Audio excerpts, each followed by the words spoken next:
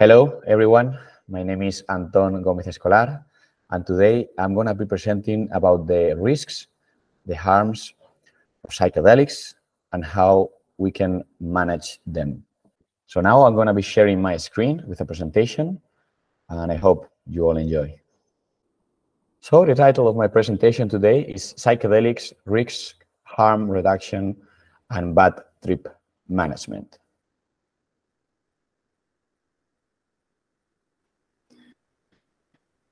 Well, first of all, this is me. I'm a psychopharmacologist from Spain. I've worked in the European Drugs Agency. I've worked in Energy Control and Cosmic Care, that are harm reduction organizations. Some of them offering also emergency, psychedelic emergency trip sitting in music festivals and drug checking and drug information. I'm a member of several organizations. I work also as a paramedic for emergency services here in Madrid. And I've been presenting the topic of psychedelics in many different forums, international conferences, the European Parliament, United Nations. I'm also the co-founder of the Spanish Society of Psychedelic Medicine, of the INAUE Psychedelic Science Observatory, and also Madrid's Psychedelic Society. I also write about these topics on Hemp Magazine and lasdrogas.info. And I also own a channel on social media called La Drogopedia de Anton, where I post short videos talking about these topics of psychedelics, drugs, nootropics, and all kinds of topics of interest of everyone that is interested in psychoactive substances. I'm also the author of the book, The Essential Guide to the Psychedelic Renaissance, How Psilocybin, MDMA, Ketamine, Ayahuasca, and LSD are revolutionizing mental health, and the director of the Psychedelic Guides book series. I want to state that I don't have conflict of interest in order to talk about these topics today. So first of all, let's frame what's a psychedelic. A psychedelic is a definition, a word that means mind manifesting, so psychedelic, mind manifesting substances. These substances were usually understood to be LSD, psilocybin, mescaline, DMT. Those substances today are considered as classic psychedelics. To this classic psychedelic family, we have added two more families. The first family is the empathogenic substance families, or also entactogenic family, which is called with MDMA. But also the family of dissociatives with ketamine, for instance. So all these three families of drug effects, empathogenic, psychedelic, and dissociatives, are nowadays considered psychedelic substances. These substances all have in common that they were formerly known as hallucinogenic or hallucinogens, and they all change the perception, the cognition, the motion, and the behavior of the individual taking them. Most of them act through the activation of the 5-HT2A receptor of the brain, but this is not the only mechanism that activates these psychedelic effects as we know nowadays. As I was saying before, we have nowadays the typical or classic psychedelics that include substances like psilocybin, LSD, DMT, 5-MeO-DMT. We also have psychedelic phenylethylamines with a classic, natural substances like mescaline, and synthetic substances like 2CB, 25I-N-BOM, DOC, DOI, DOM, and all of them. But we also have these atypical psychedelic families that are these newcomers, that has been added recently to this psychedelic definition, that include empathogenic entactogenics like MDMA or 6-APB, but also dissociatives like ketamine, phencyclidine, dextromethorphan. Today, we're going to be talking mostly about classic psychedelics, and empathogens and dissociatives. We won't be talking a lot about psychedelic phenylethylamines who have a risky profile much bigger than classic psychedelics. So let's define what's risk and what's harm. Risk is a probability of suffering a harm.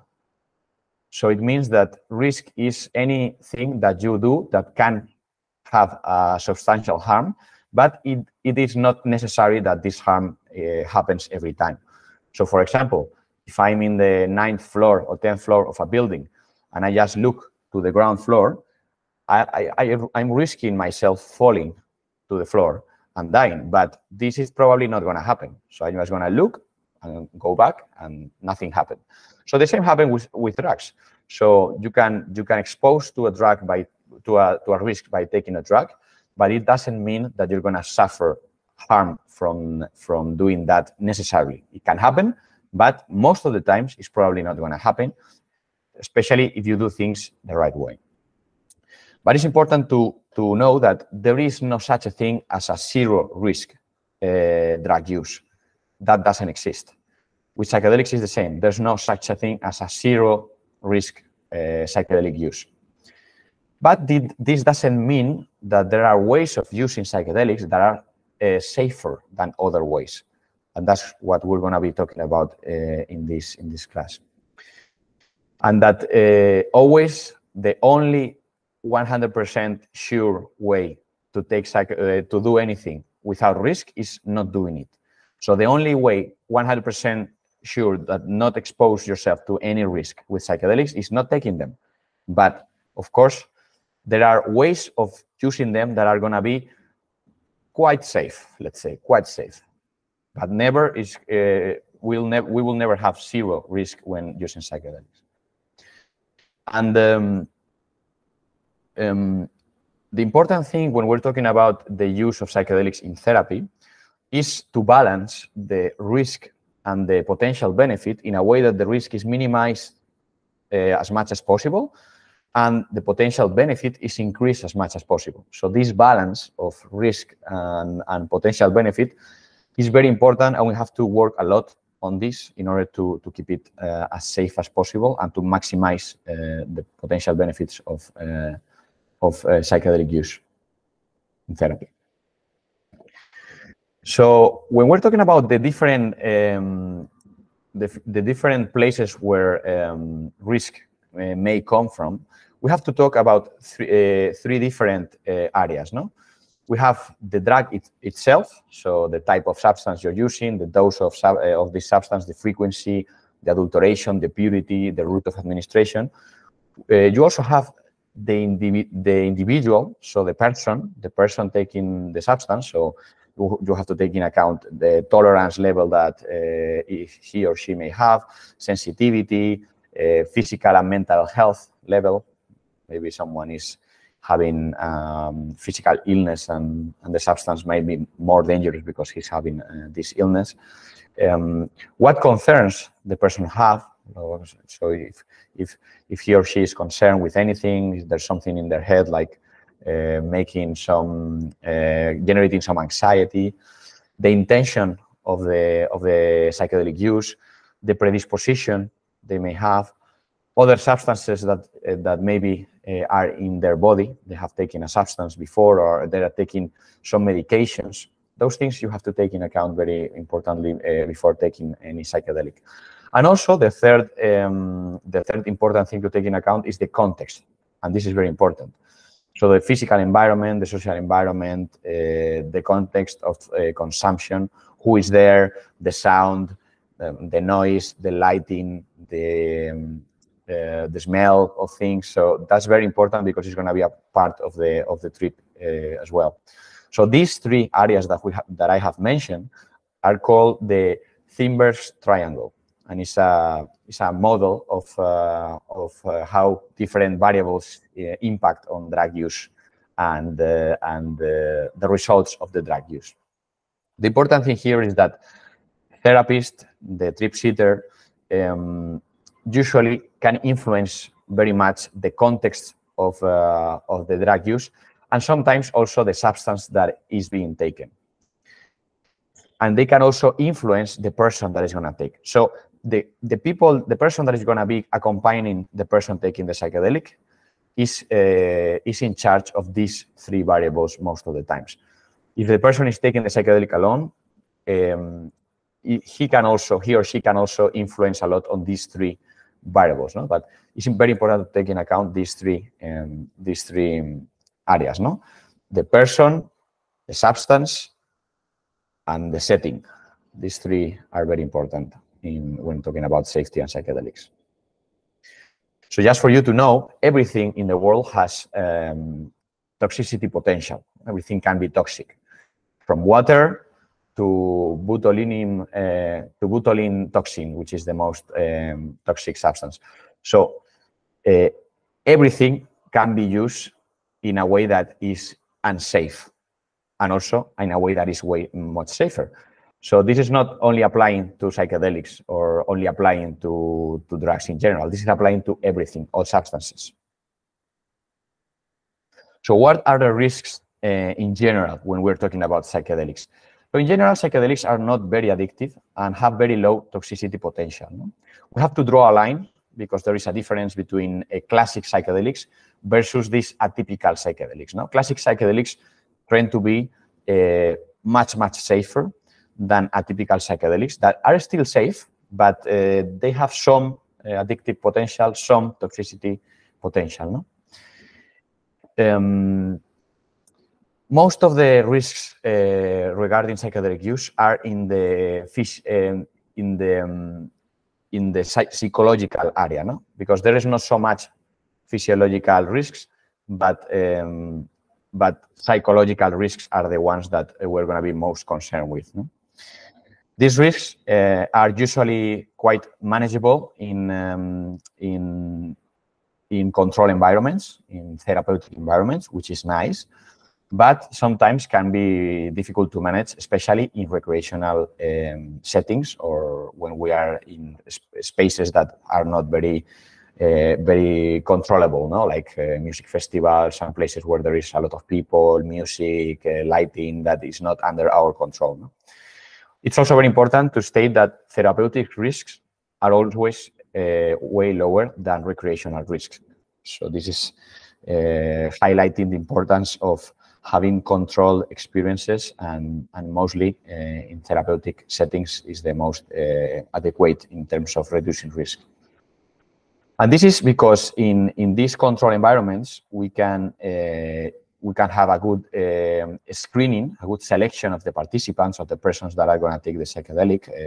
We can discard mental psychiatric illnesses, for example. We can have a very good preparation of the people that is going to take the psychedelic, so they can prepare for the experience, learn everything needed for managing anxiety, for example, or managing fear if it happens. And also, we can monitor very well the experience and that the person is safe during the experience. And also, we can have integration afterwards.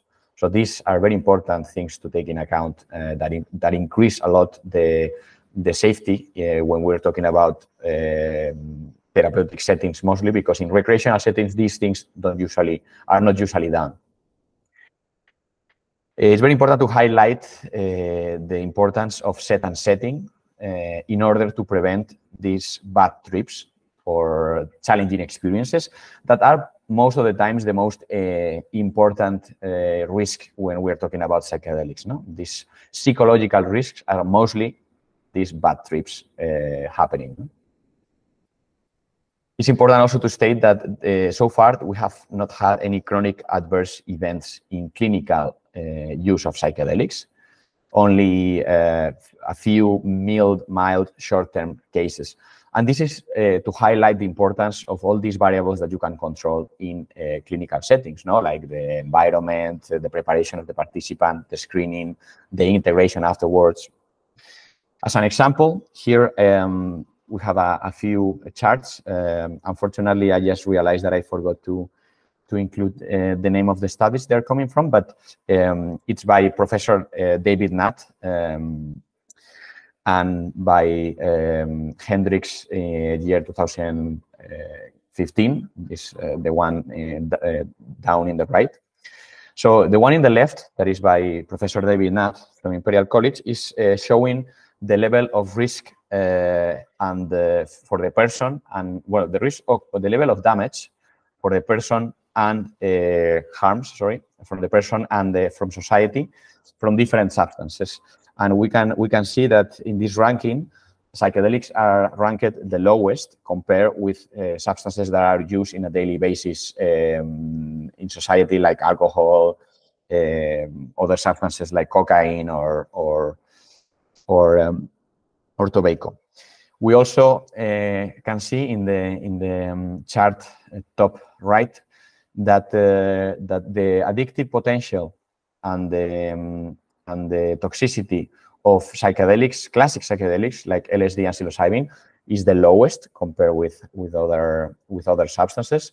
And these atypical psychedelics that I told you about, that have a little bit more risk than classic psychedelics, have a little bit more toxicity and a little bit more dependence potential, or a little bit more addictive potential, let's say, but still way lower than other substances that are used more commonly in our society, like alcohol or tobacco or cocaine.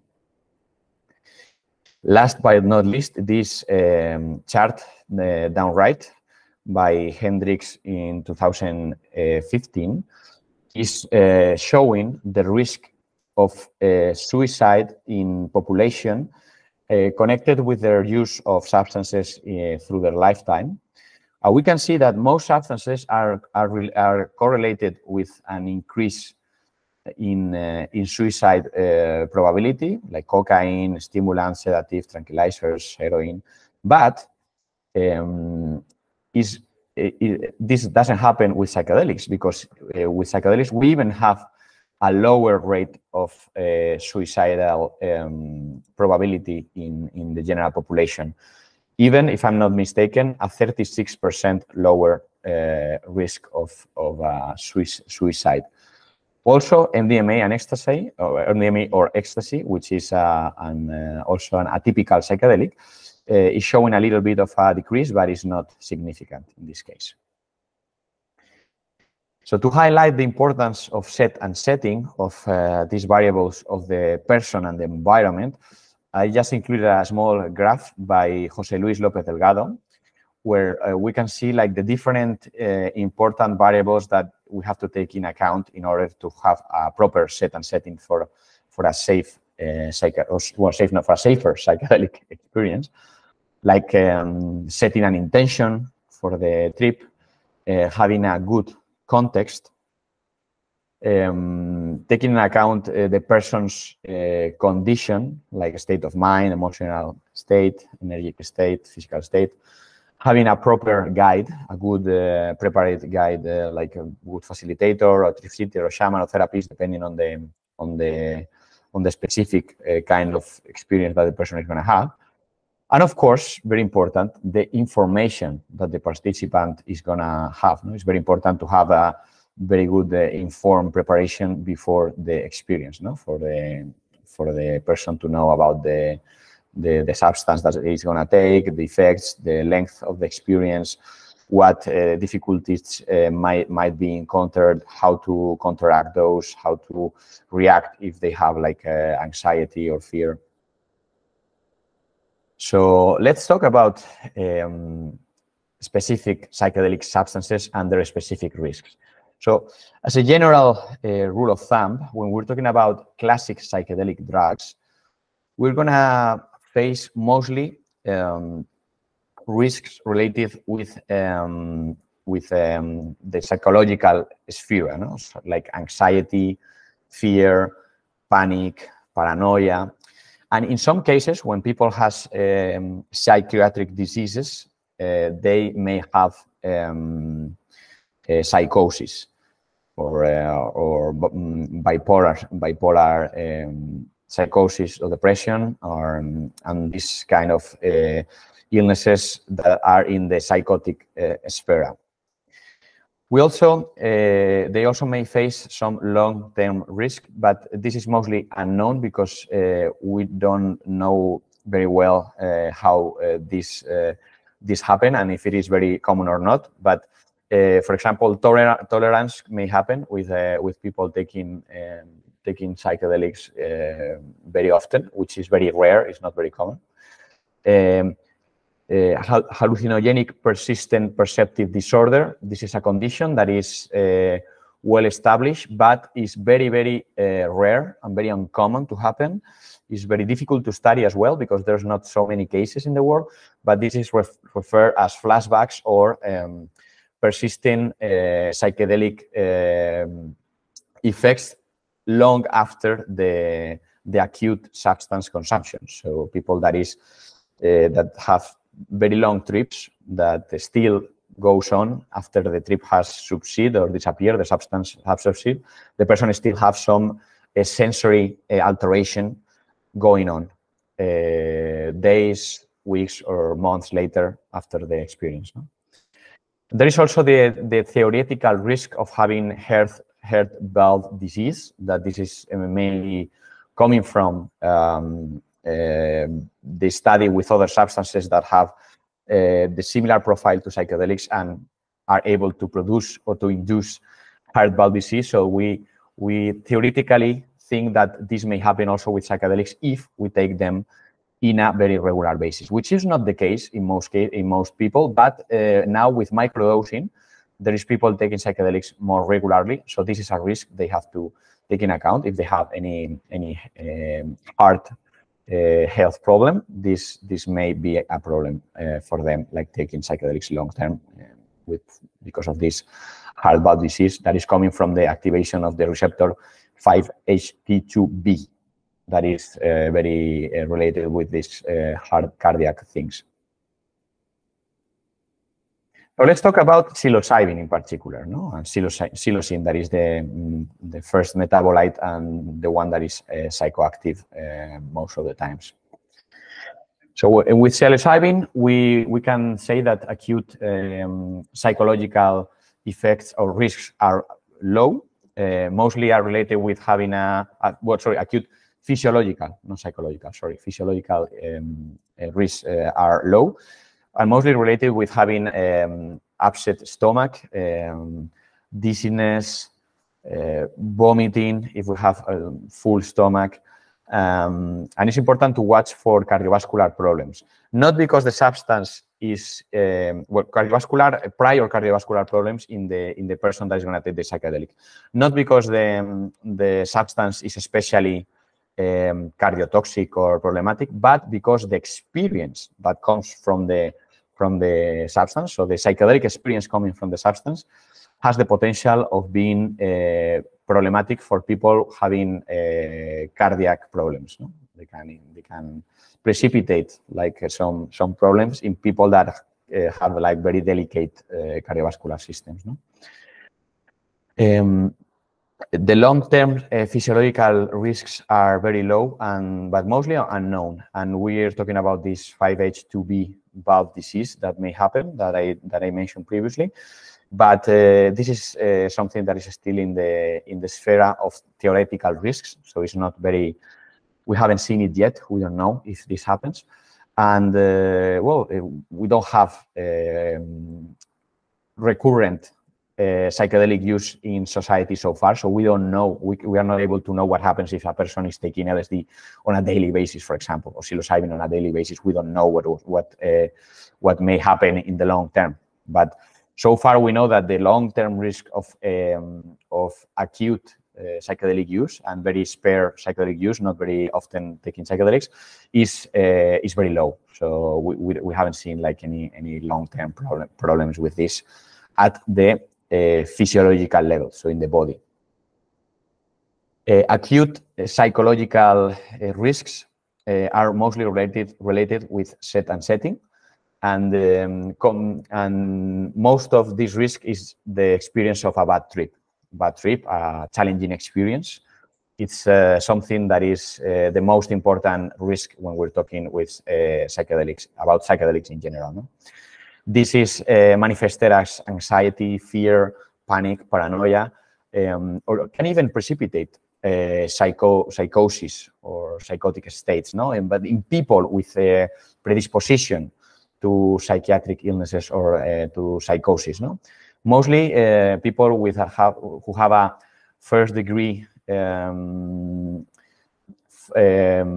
sibling or first-degree person from their family that is suffering from psychosis. This is a risk factor. Also, people that is very young, so we don't know yet if they may have this predisposition to psychosis or not.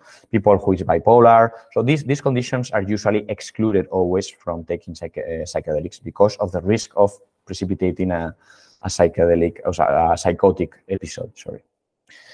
And the long-term psychological effects, risks, are low as well. And mostly are these flashbacks or hallucinogen persisting perception disorder that I told you about a few slides before. That is a very important condition, but it's very, very uncommon, very rare, and mostly related with recreational settings, not so much with therapeutic control settings. Probably because the screening of the participant is very important, and also the preparation in order to know that the person that is going to take the psychedelic is not a person who has susceptibility to psychiatric conditions that might be related with this hallucinogenic persistent perception disorder. No? In terms of the management of the risks and emergency situations with psilocybin, it's very important to do this evaluation, this screening of the participants or the patients, to discard people suffering from bipolarity, psychotic disorders, heart disease, as I told you before.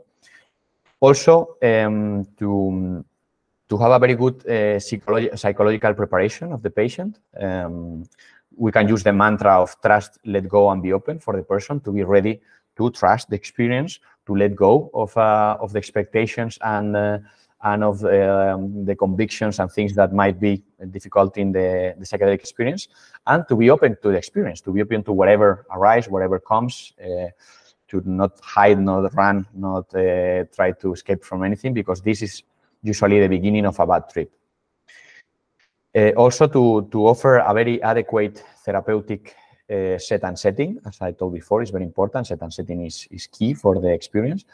And in case of emergency, we have to remind the patient about the intention that they were starting the experience with, to surrender, to accept the experience as it is, not try to force or to hide from it. To breathe is very important, to remind the person to breathe and to focus on breathing. Use relaxing techniques, and we can even use light food to reduce the intensity of the effects. And in some extreme cases, when the person is not coming down from this challenging experience, from this bad trip, or is really, really suffering, and the person is at risk of having a traumatic experience, then there is a possibility of using always prescribed by a doctor. This has to be done by a medical doctor, but there is a possibility of using anxiolytics or atypical antipsychotics. No, but this is only the last resort for someone having a challenging experience, not a bad trip. With LSD is exactly the same as with psilocybin. The only difference is that it lasts longer, meaning that if a person is having a challenging experience, that challenging experience can take much longer to calm down, no? to calm down, to reduce in intensity. No? With DMT and ayahuasca, it's very important to state that DMT is very similar to, the risk profile is very similar to psilocybin or LSD. In the case of DMT, well, it's very short-acting substance when it's smoked in L. So the person has to be in a very safe surrounding. So if he's standing up or or doing any physical movement or something, this can be dangerous because a person can fall down and injure or have a bruise. So it's much better for a person to be lying down and have someone to take out the smoking device, because otherwise they can burn themselves. But with DMT, there's not so much to add. It's a very intense experience, so there's not so much time sometimes to have like challenging experiences or to try to manage or work with them. But when we're talking about ayahuasca, there's much room of advice to provide. No? For example, ayahuasca, for us to know, is a combination of DMT with a MyoI inhibitor. MyoIs are like enzymes, monoamine oxidase enzymes. And these monoamine oxidase inhibitors that come with DMT in the ayahuasca brew have their own risks that are very important to take into account. No? For example, well, the acute risks of the acute physiological risk of ayahuasca or DMT is falling down, upset stomach, dizziness, vomiting, which is quite common with ayahuasca. Also, these cardiovascular problems that I told you before, it's very important to screen for those, because people can have anxiety episodes that can be very dangerous for these kind of conditions. But very important to take in account in this case, in particular with ayahuasca, the drug interactions with MyoIs, because these MyoIs substances can have really dangerous drug interactions with some psychoactive medications and psychoactive drugs.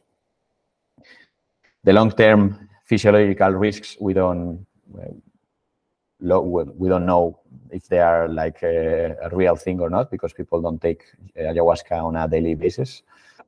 The acute psychological risks are low, but mostly connected with set and setting, no? with the place where the person is taking the substance and the state of mind of the person.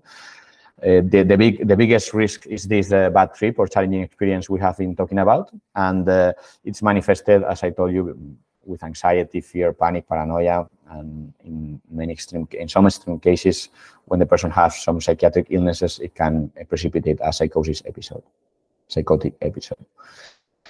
The long-term psychological effects is the same as with psilocybin and LSD. I'm not going to go with that.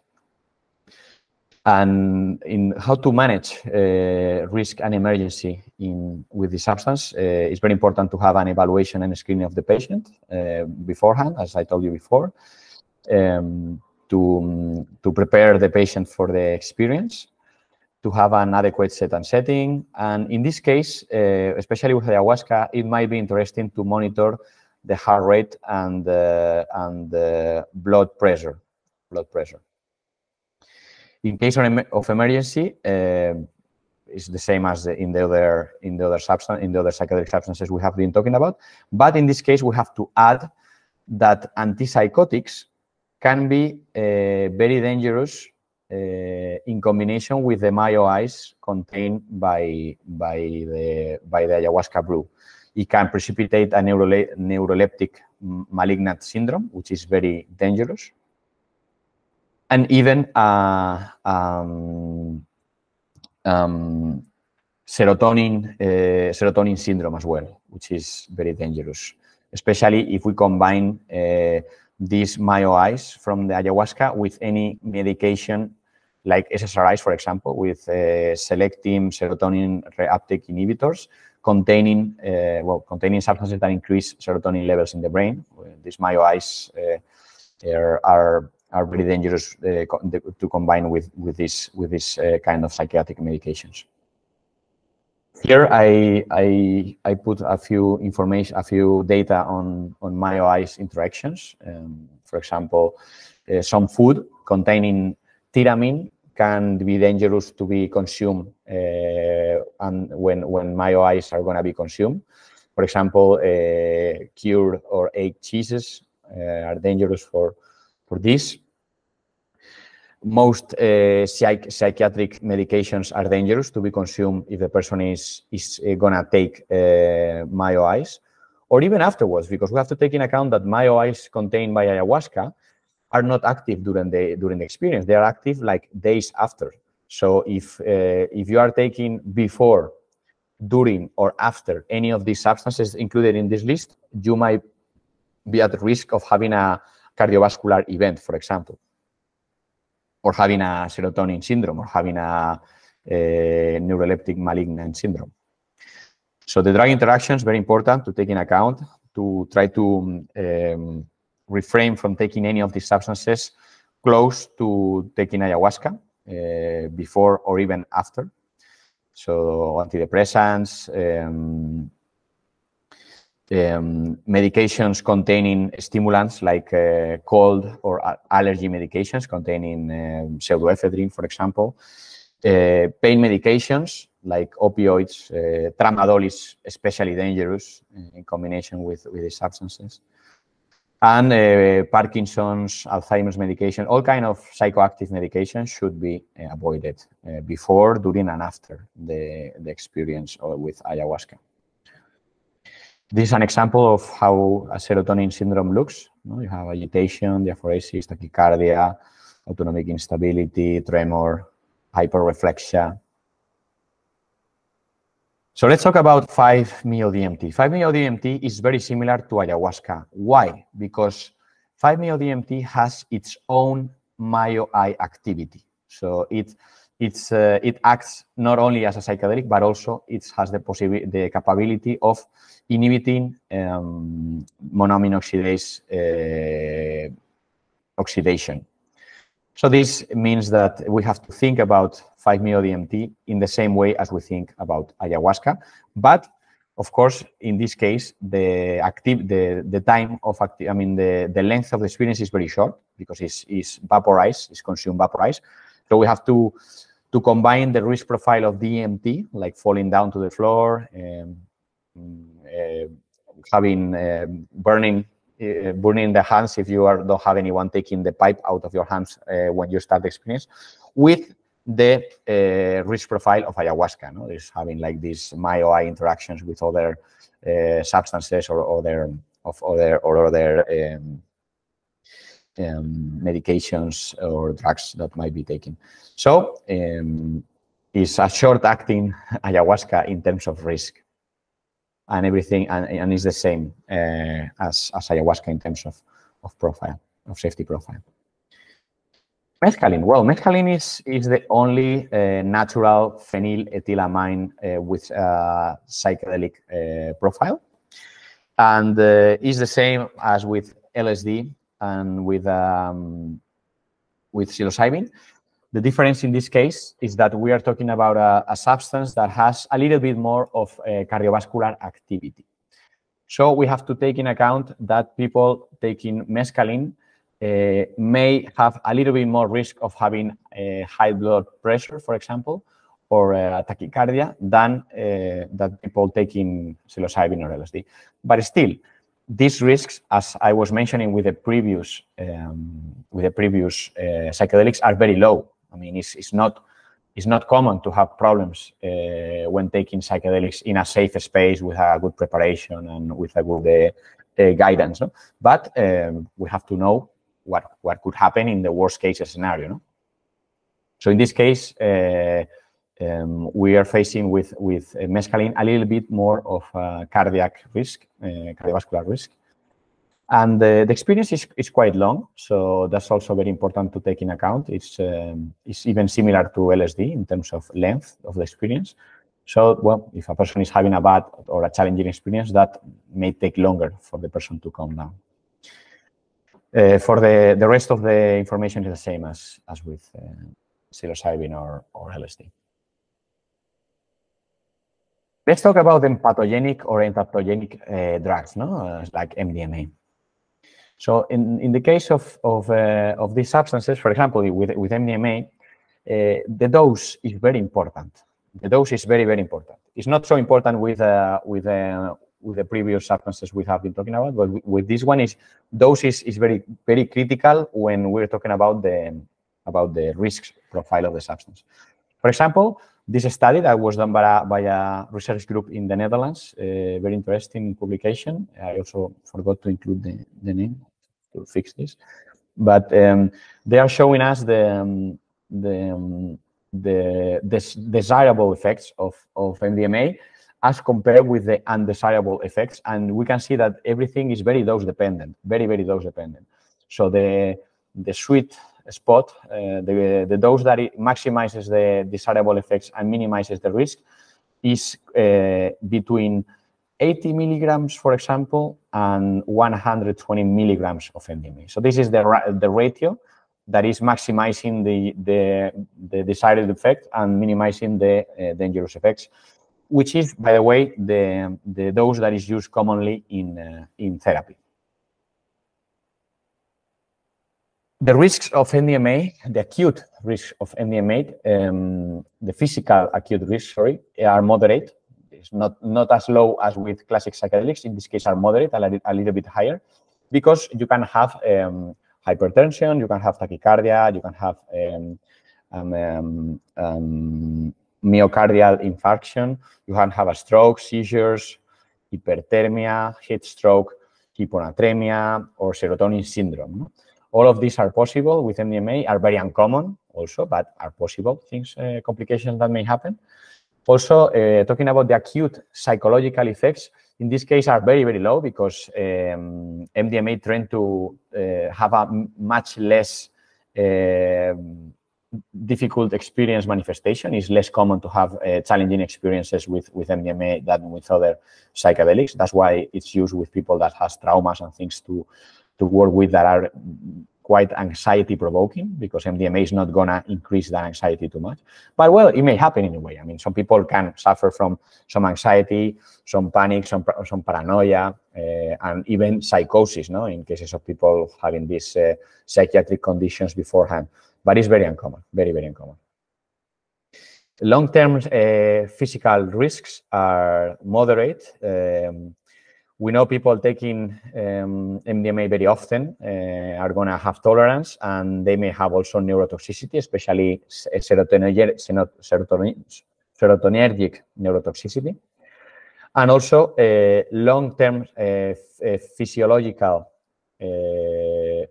psychological risks are moderate, and mostly are related with the calm down of the substance, because it's very common than when people take a lot of MDMA and they dose very often MDMA and they take it with alcohol and with other substances in recreational settings, they may face a calm down that manifested like as sadness and desmotivation happening a few days after the consumption of the substance. The MDMA can also manifest some flashbacks or this hallucinogenic persistent perceptive disorder. And very important to know, in the case of MDMA and ketamine, these substances have some addiction potential. This is not very often manifested in clinical settings, but in recreational settings, some people can get addicted to the use of the substance. It's not an addiction that is as strong, let's say, as with cocaine or with alcohol, but it's true that people can get very used to taking this substance in recreational settings and then get kind of used to using it every time they go out.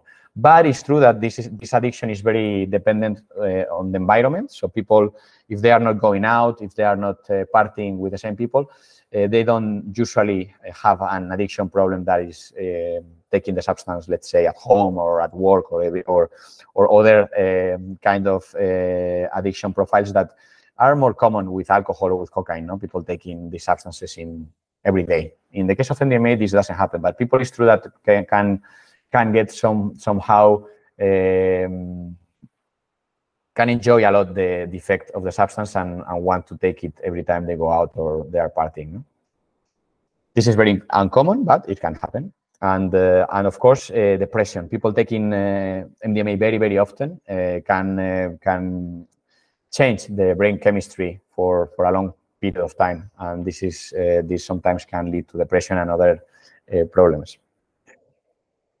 Of course, this is not happening usually in therapeutic settings, because in therapeutic settings, people are going to be taking these substances in very, very rare occasions. Regarding the risk and emergency management, it's very important to evaluate the patients to discard bipolarity, psychotic disorders, heart disease. Very important in this case, heart disease, because these substances MDMA is also a stimulant, so it's very important to discard people suffering from heart disease before they take it. Psychological preparation of the patients, as always. Adequate therapeutic setting, of course. Control. In this case, it's very important to control the temperature, the hydration, the heart frequency, and the high blood pressure. No, these four things is very important to control. No, temperature, hydration, heart frequency, and high blood pressure. In case of an emergency, it's very important to monitor the temperature of the person, because if it has hyperthermia, then we really need to start minimizing the temperature of the body by means of water, ice, whatever possible. No? Heart rate and blood pressure, and of course calling an emergency service. Here in Europe is 112, but maybe in your country is 901 or 991 or different. Remember, of course, remind the person of the intention of taking it. All this psychological intervention comes after the physical intervention, because preserving the life of the patient, of the person, is of course the priority. So first of all, we have to keep the person safe and alive, and then if it's just an emergency related with psychological distress, then we can go with this procedure. No? Reminding the intention, surrender, acceptance, breathing, relaxation techniques, eating something light, and of course, in some cases, extreme cases, we can use anxiolytics. But we have to be very, very careful with antipsychotics, because antipsychotics with MDMA sometimes have precipitate this neuroleptic malignant syndrome or serotonin syndrome. Talking about dissociative drugs like ketamine, the risks, the acute physical risks are moderate. I mean, mostly accidents, because the person loses a lot of coordination, so they can have a problem with moving through the space. And we can have a slight hypertension, and if we take a very long dose of ketamine, then it can lead to some respiratory problems. But this has to be very, very, very big. It's not very common for this to happen. Actually, I would say probably it's never happening in therapeutic settings. No? Acute psychological risks are very low, like with other psychedelics. Psychological risks are low, and mostly are anxiety, fear, panic, paranoia, this challenging experience that we have talked about. Long-term physical risks are moderate. If you take ketamine like very regularly, you can get a lot of tolerance. You can have bladder problems like bladder infections and other problems. And of course, neurotoxicity. I mean, you should not take ketamine on a regular basis, because especially high dose can become some slightly neurotoxic. No? And the long-term physiological risks are quite unknown in many cases, because we don't know cases long-term psychological risks are low, and this is the ones that are applicable to most psychedelic substances, no? Like having flashbacks, or this this hallucinogenic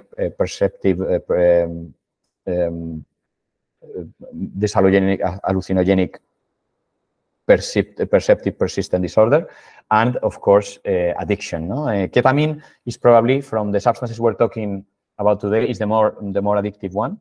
It's not very addictive if we compare with alcohol or cocaine, but some people can get quite used to taking it.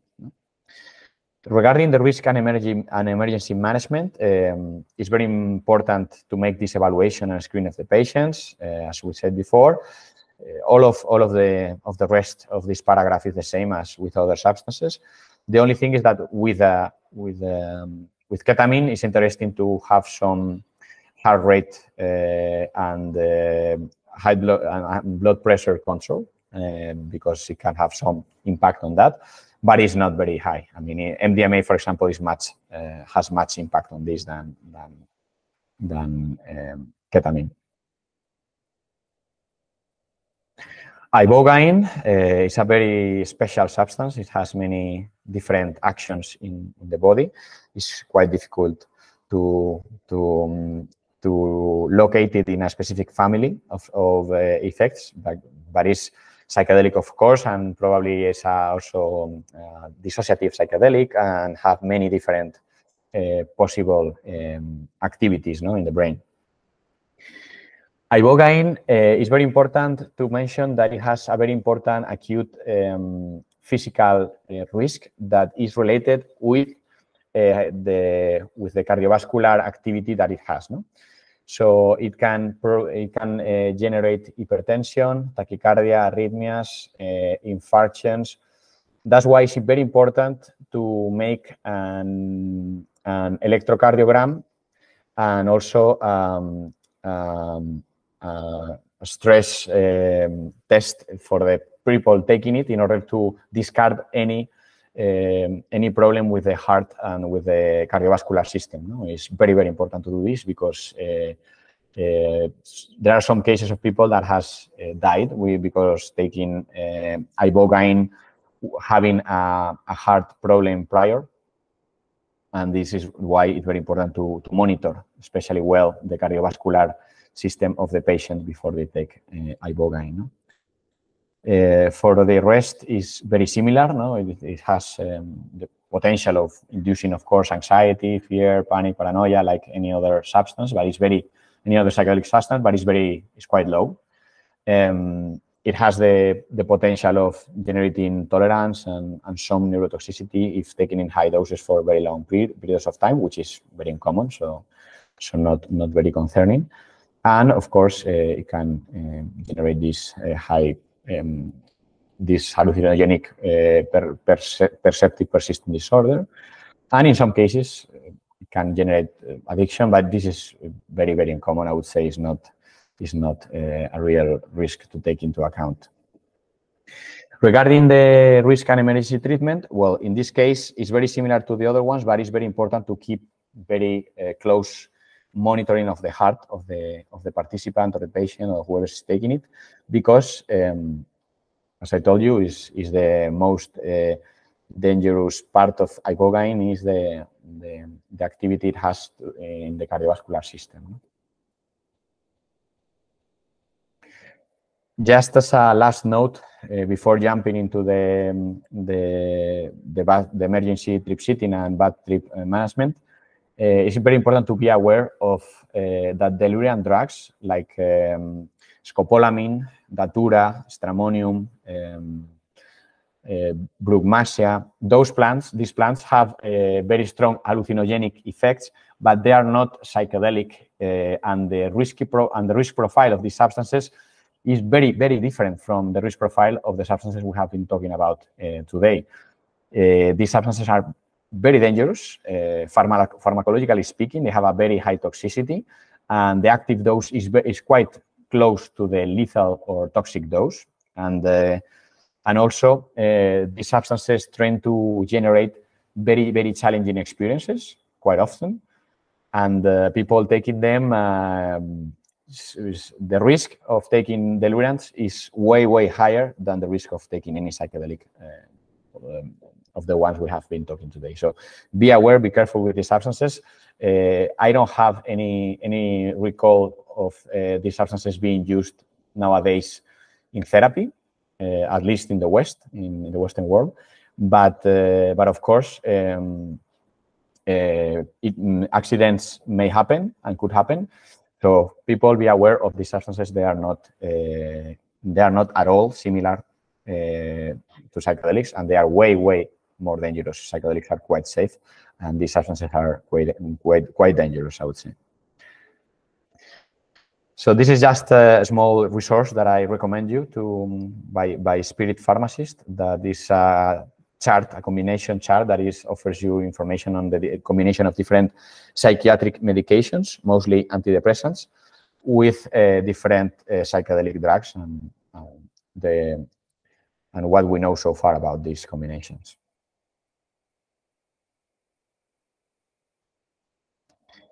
So let's jump to the challenging experience and the bad trip that, as I mentioned before, is the most important difficult experience that can be encountered by someone taking psychedelic. No, is the biggest risk of taking psychedelics. The most common risk, let's say, people can have bad experience, challenging experience quite often. If things are done in a good way, this is not so common. But taking into account that a lot of people take psychedelics in recreational settings without being very careful with a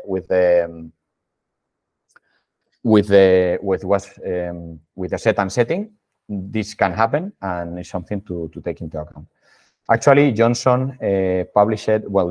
Johnson, the researcher of Johns Hopkins University, published a guide on the year 2008, a paper that is Hallucinogenic Research Guidelines for Safety. If I'm not mistaken, that's the title.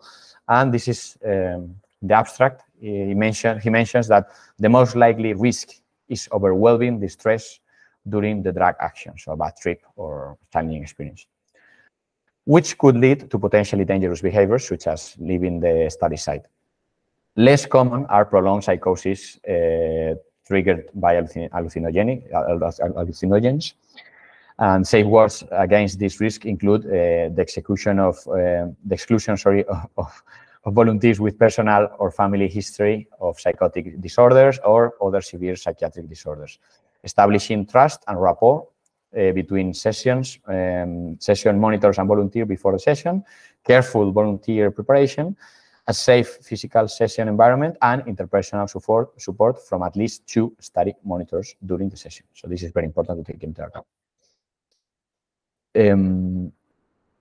They also highlight this rare, very rare hallucinogen persisting perception disorder, which is very uncommon and it's almost difficult to find anyone having this reaction.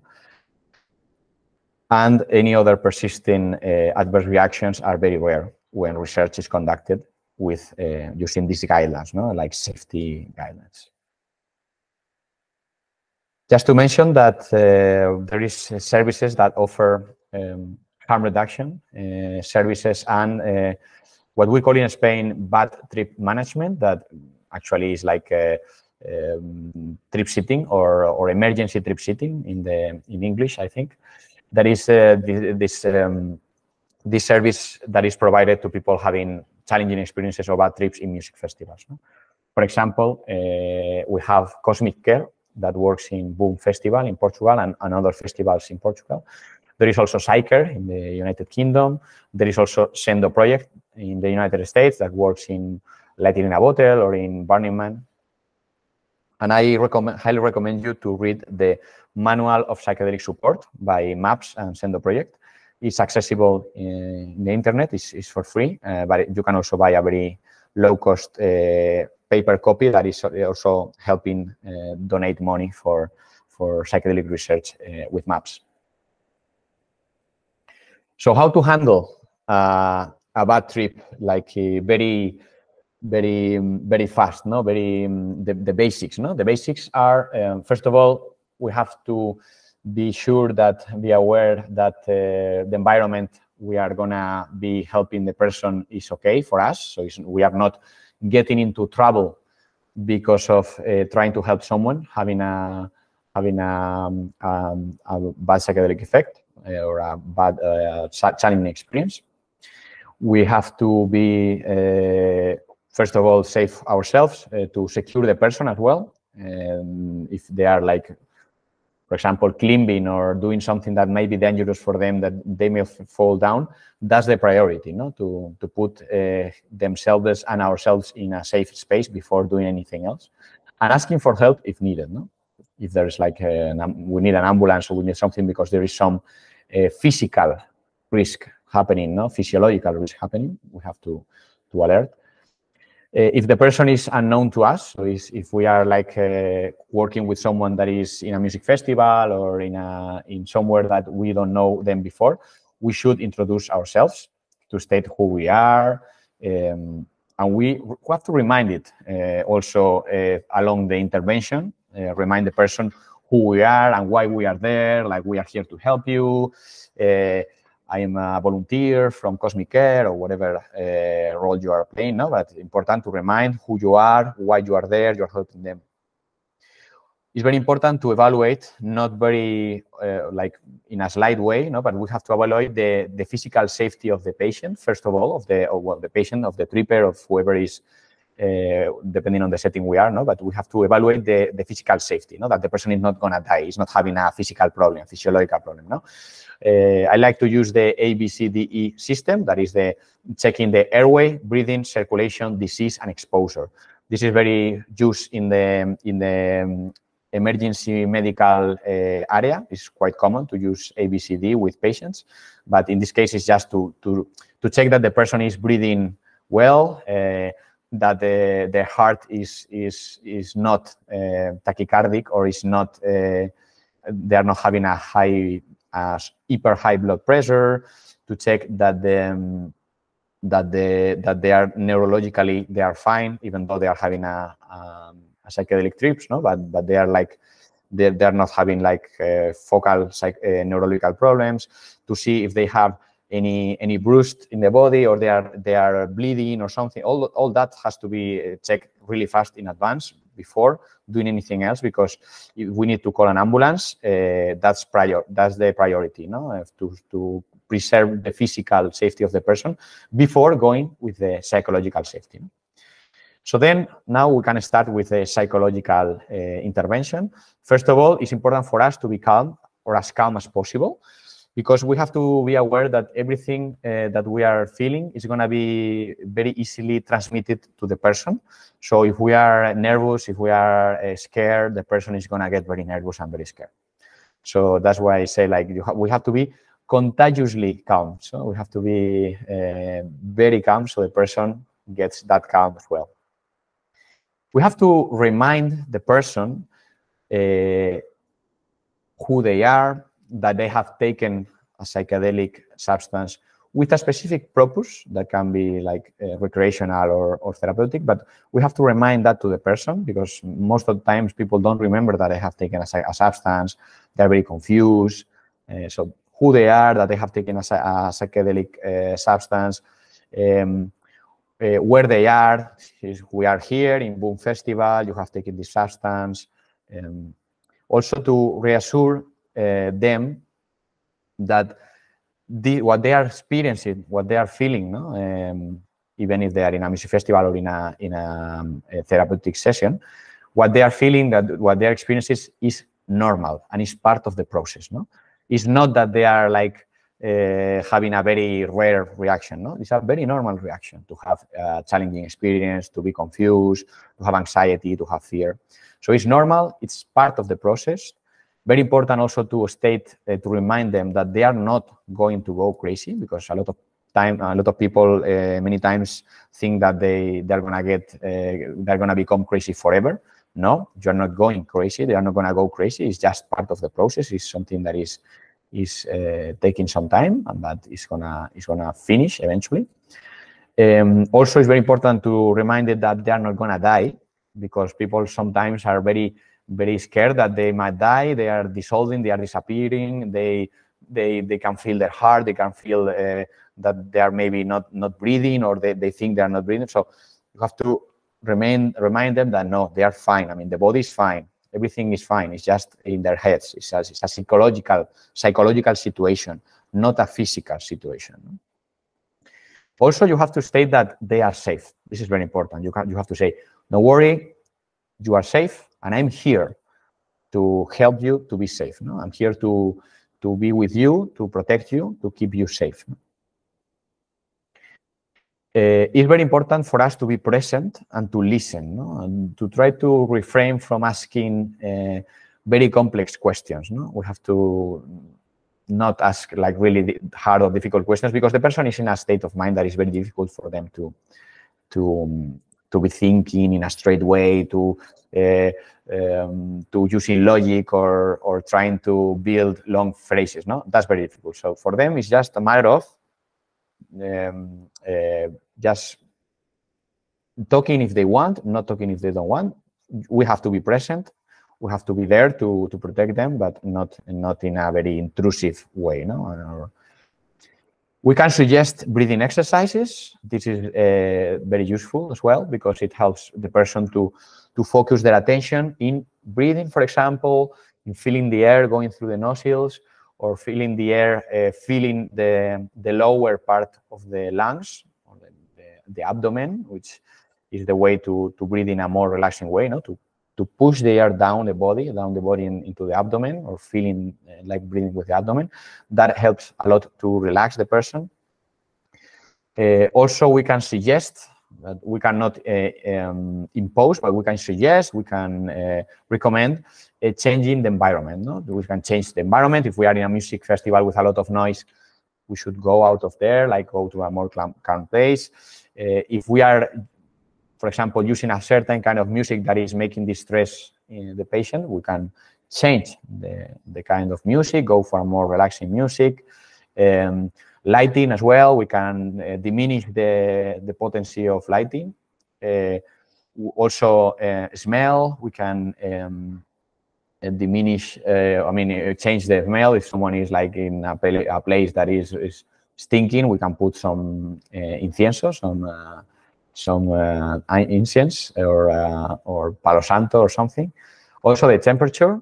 Sometimes people is complaining a lot about the temperature, feeling very hot or feeling very cold. This is something we can change and we can adjust, or give a blanket, or try to help the person get fresh. So all these interventions from the environment are very important, and they can change completely the experience of the user or the patient, depending on the context we are in. We can offer light food or drink only if the person is conscious and has control over the throat and how to properly swallow, because sometimes it can be problematic if the person, for example, has taken an dissociative like ketamine. They can have trouble having good swallowing. Sometimes we can try to distract the person if the person is like very focused in something very negative and is not going out. We can try to distract them by taking their attention out to any other thing. If the evolution of this experience is negative, so is that as the time goes by, the person is not feeling better, is not improving, then we could consider using anxiolytic medication. Anxiolytic medications like benzodiazepines, always prescribed, of course, by a doctor. This should be done by a doctor, not by us if we are not medical doctors. And of course, if the evolution continues to be negative, we can also consider the use of antipsychotic medication by a doctor. But being very careful with the combination of these antipsychotic medications with MAOIs or with MDMA. In these cases, we should refrain from using antipsychotics completely. So the manifestations of a bad trip, just very, very fast for you to know. There is not a concrete manifestation. We can have bad trips or challenging experiences showing up in different ways, no? But usually people think that they're going crazy, that they are going to be like this forever. There can be like very changing mental states, altered perceptions, and changes in the ego or personality structure. And sometimes we can remember or relive past traumas. from physical nature, like birth, abuse, accidents, or from emotional nature, no? From lack of emotions, breathing, love, like in a negative way, I mean. They can also have sensory manifestation, like feeling loss of body control, tremors, involuntary contractions. Well, this is in Spanish, I'm sorry, I forgot to translate. But even in the most frightening experience, we can use as a challenging experience in a positive way in the long term. So challenging experience when they are well integrated and worked afterwards and during the time can be very useful for a person, no? In terms of learning, in terms of self-development. But of course, even though this is not some desirable experience for anyone. So how do we manage these bad trips? I have already provided you with a few interesting basic ideas, no? I'm just gonna go a little bit in depth with all these. In the first place, the situation must be evaluated to determine the most appropriate course of action, of course. I mean, it's not the same someone that is screaming and running than someone that is just having a very inwards bad experience. There are some, and it's very important to be able to differentiate these difficult, challenging experiences from more critical situations, no? So if the person is in danger, for example, from, I don't know, falling from a place or can endanger other people because they are getting very violent, these situations should be approached in a different way, no? It's not the same someone that is having a bad trip that someone that is having a bad trip and also trying to hit someone or to run in a road or to jump from a very high place. This situation has to be evaluated and approached in a very different way, no? So in these critical situations, when the person is really having like very violent reactions, or it's a threat for themselves or for other people, we first of all we have to seek medical attention around us. We have to place the person in a lateral safety position if they are unconscious, but breathing, because if they are unconscious and not breathing, we have to perform PCR, RPC, no, resuscitation maneuvers. We have to look for signs of what he has consumed in order for us to have a better information and to know how long it's going to take for them to calm down, for example. Of course, offer physical comfort, like if the person is cold, like offer a blanket. If he's unconscious, we have to try to wake them up first. And if they are not waking up, then we have to put the person in a lateral safe position and call an ambulance. If he's not breathing or breathing very, very irregularly, we have to check the airway and, of course, watch for vomit. And if they are not still breathing, we have to go for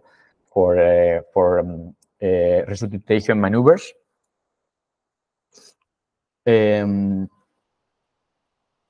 Of course, in any of these scenarios, we have to call an ambulance because these are medical emergencies that are very important to be treated as fast as possible.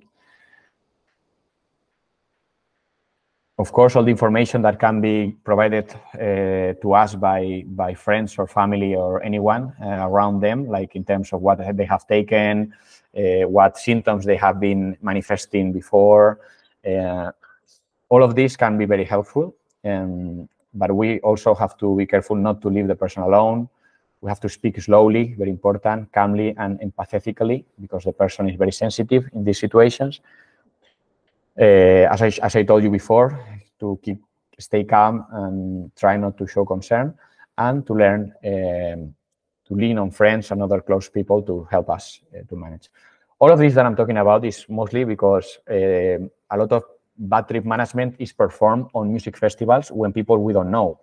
But of course, if we are in a clinical setting, the person is our patient, for example, most of these things that I'm telling now is not needed. I mean, we don't need to ask information to anyone because we know what the person has taken, we know what are the person's problems, we know that what was the person's intention. No? So we just have to keep in mind the other tips, no, like being present, be supportive, not pushing the person to talk a lot, listening, offering our help, reassuring the person that they are not going crazy, that this is gonna eventually these effects are gonna disappear, that they have taken a substance because sometimes they don't remember, all this.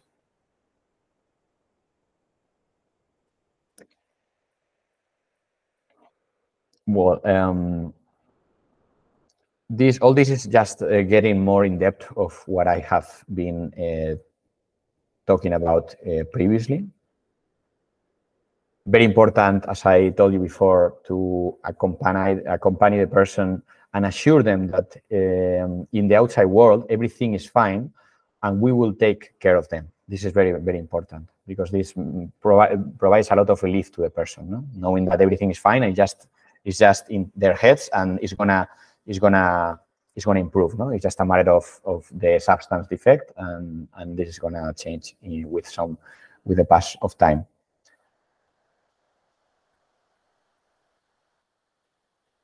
We have to reframe them to try to let go, to trust, to be open, as I told you before, not fight against the experience. Of course, we have to ask them if they want company, because maybe they prefer to be alone, and we can leave them alone, but we should be always checking on them, no? To know that they are fine. Remind them that we are there to accompany, to help them, and to take care of them, and that everything is going to be fine, no? If the person is paranoid or fearful, it's fine to have eye contact, to try to build trust for the person. Never touch the person if they don't agree with that. So ask them before touching anyone that is having a bad experience. Breathing exercises and meditation, as I told you before, are really important if they are able to perform them. And the distractions that I told you about, like walking, remembering pleasant moments, music, dancing, those things can be very helpful, like taking the attention of the person from the bad situation into another thing that's going to provide a lot of relief. Of course, we have to use and save and find a good environment for these kind of experiences, trying to find a quiet environment, try not to crowd people around, so get the people out from the situation. So there's just a few people with the person that is having the challenging experience. Worry about how the person feels, but not the situation. So you have to ask them how they're feeling, but we should not be worried about what's going on, because that's going to make the person feel like really, really scared, no? Because we are there to provide them this safety, and that everything is fine around them, and just a matter of how they're feeling, that they're feeling bad and everything, but it's not a matter of safety in the environment, no?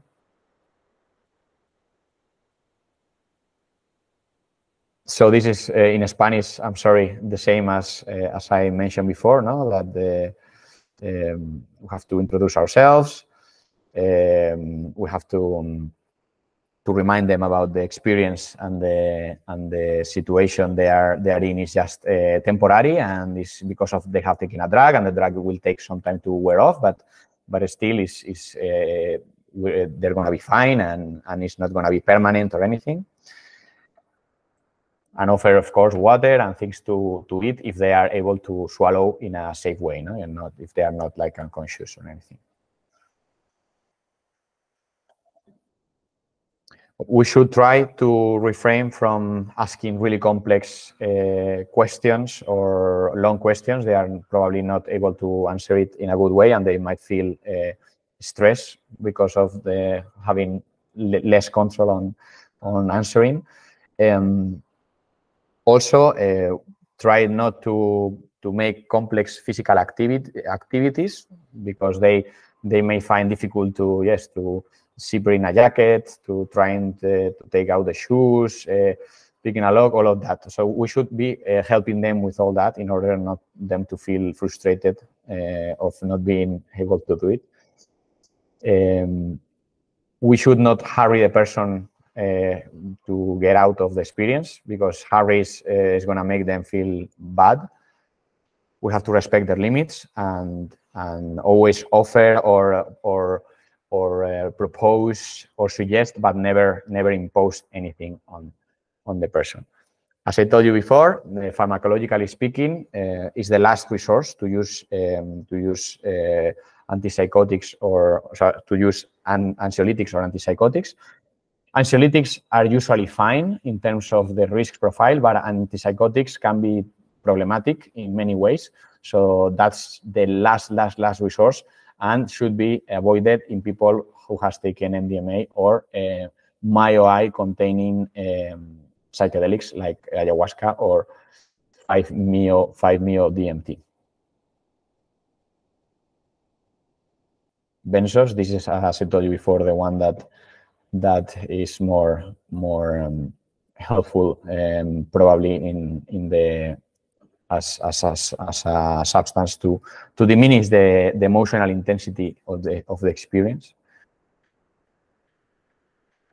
Well, thank you so much. This is my Anton Gomez-Escolar, and this is my email if anyone is interested in knowing more about this or contacting me with anything, and my channel, Anton's Drogopedia, which here is translated, but is Drogopedia, and the book collection we have been selling now in Spain and in the United States and many countries, the Essential Guide to the Psychedelic Renaissance, that is goes in depth with all these topics of psychedelics. Thank you very much for listening to me, and sorry for and excuse me for the language, but I'm not native speaker, as you have probably already realized, and also some of my slides were not translated, unfortunately, and well, I hope you learn a lot and you enjoy, and I'm really happy to have further questions from you guys. Thank you.